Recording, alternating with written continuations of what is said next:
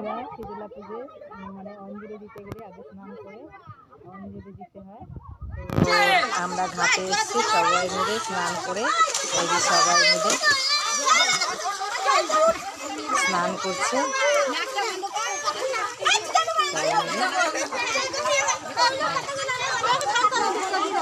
সবাই স্নান করে করে তারপরে গিয়ে এখন মন্দিরে গিয়ে অঞ্জলি দিতে হবে। তো খুব ভালো লাগছে, এই প্রথম এখানে শীতলা পুজোতে মানে উপোস ছিলাম। আর এই নিয়মটা আমি জানতাম না আগে, যে এখানে অঞ্জলি দিতে গেলে ভিজে গায়ে পুকুর থেকে স্নান করে ডুব দিয়ে স্নান করে তারপরে অঞ্জলি দিতে হবে। তো বেশ ভালোই লাগছে। আমি প্রথমে ভয় পাচ্ছিলাম, তো সবার সাথে এসেছি আর ভয় লাগেনি।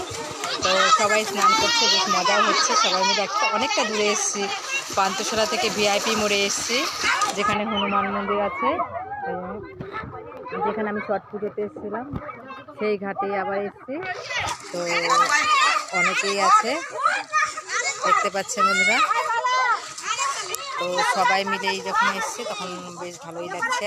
এখন এখান থেকে গিয়ে মন্দিরে গিয়ে পুজোটা দেবো, মানে অঞ্জলি দেবো।